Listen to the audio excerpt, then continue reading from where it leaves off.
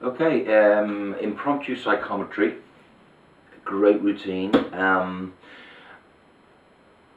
and a routine that requires you basically to mark the back of one of 4 business cards.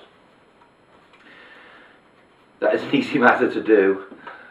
I take a pen, find a part of the card and simply make a tiny mark which basically only I see.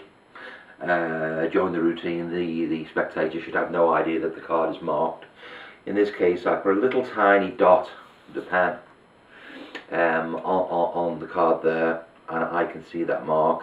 If you haven't got a pen, oh, you need the pen to do the writing, but if you want to do this mark right in front of the spectator, and in fact on one of the downloads I actually did this, I just take my nail and I nick the corner of one card, which shows me exactly the card I need to be looking at. Again, it is imperceptible.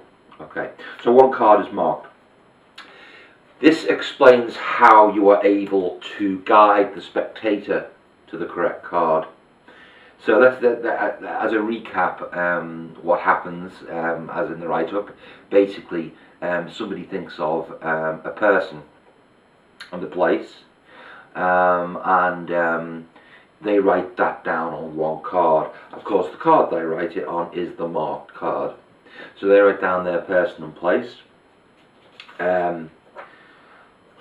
Let's say, for example, Peter,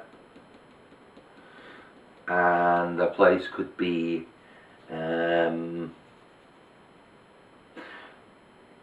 from, let's do San Francisco, seeing as that's my old stomping grounds throughout the 90s. So Peter from San Francisco. Okay, so they're writing that down. What you've got a stack of business cards in your hand. Now this applies to the routine 4th dimension, which is the last one in this book download, but it's just a very simple way of switching out this card that's been written on so you can do the routine. As in all mentalism, or most mentalism, you're trying to glean information from the spectator. You're gaining information without them knowing. So this is how you do it. You're very casual. They've written on the card, they're holding it, and you say, have you ever heard of psychometry? And they're probably saying no. And then you say it's when you sort of get a feel for an object or something. Now, as I'm saying that, I've got another business card in my palm. Okay? Palming is a card term for playing cards, card magicians. However, in this case, it's a mentalism trick. Without going into great detail, all you're doing is pushing one card over, and the hand, it literally just presses the card into the hand. I've dealt with this in other publications, but that's it basically. You're pushing that over and pressing it in. Now you've got plenty of time to do that because they're writing on that card. So what happens is you basically put your hand out like this, and very often they'll put the card back without anything, without you asking. But then you say, have you heard of psychometry? Just put the card on there for a second. It's when you get a feel for an object. Now all I've done there is put this card on top of that pile. It's hidden there. Psychometry, timing. Have you heard of psychometry? It's when you get a feel for an object, and I put it straight back. I put that one straight back down.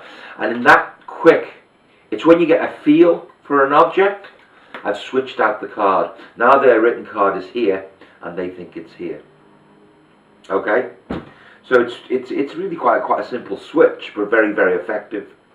At the end of the day, it's all about them thinking the writing is in one place when in fact it's in another.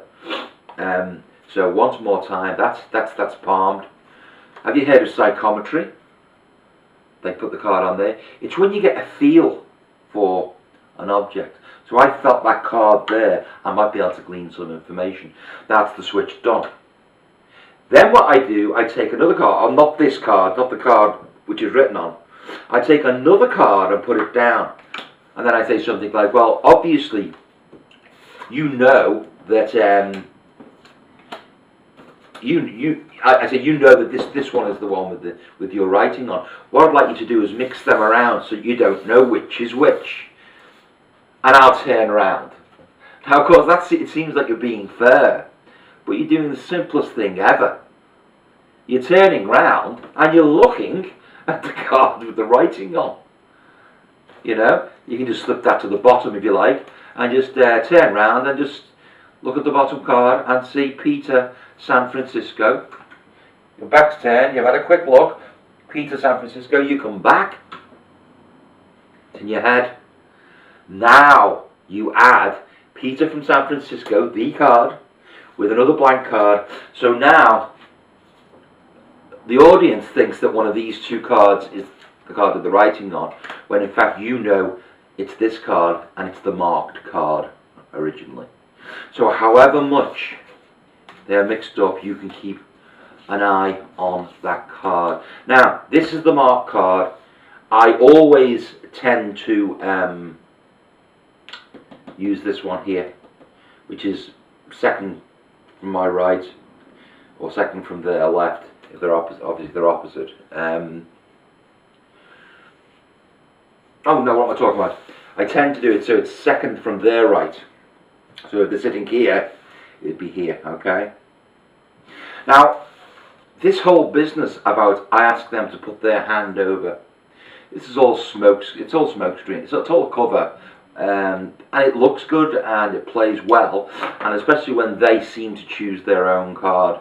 So, as I say in the write-up, I get them to put the hand over like this and to move it over the card and to settle on one. If they settle here on the card, now they don't on the video download, but 70% of the time they will settle on this one.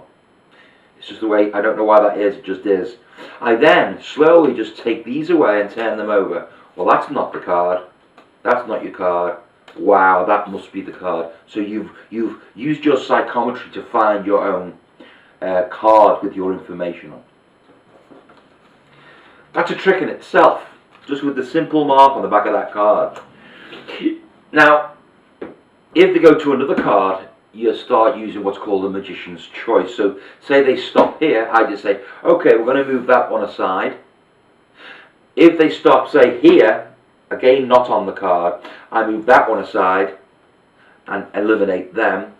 That leaves me two, and then in that case I'd say, now you've left yourself two cards, give me one. If they give me this one, I say that leaves this one with you, that's the card. If they push the card towards me, I say, okay, you sure you want to use this one? Okay, we'll use that one, and we eliminate that one. You see what we're doing here? Magician's choice is the pretense that they have a choice when they have no choice at all.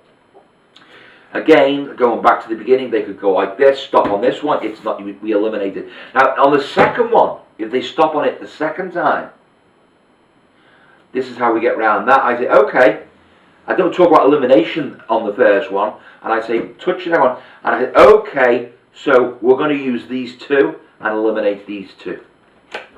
And then we're back to the position with two, as before, okay?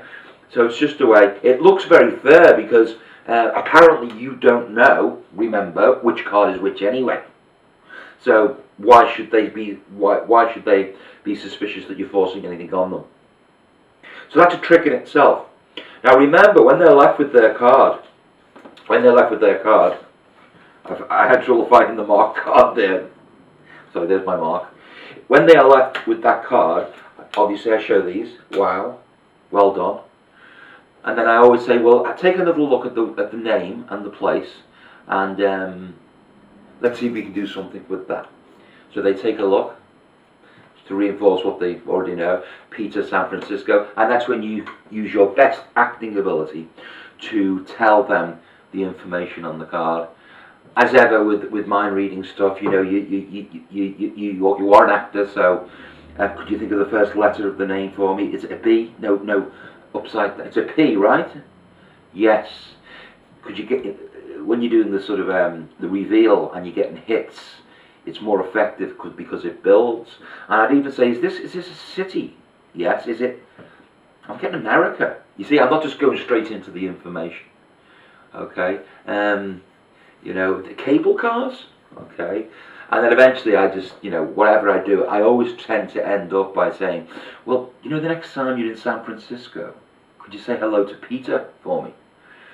Wow, massive reaction. Remember, mentalism is about getting, or largely about getting information. Okay? Getting information. This is one way of doing it. It's very simple, but very, very effective. And again, this way of getting the information applies to the routine about the fourth dimension with the watch. So I will not be doing that, explaining that again in the video explanation for that routine. Needless to say, they write a time on one card and you add other cards to the mix, but you get the information in exactly the same way. Okay, so that's pseudo psychometry, and it is a great routine. Thank you.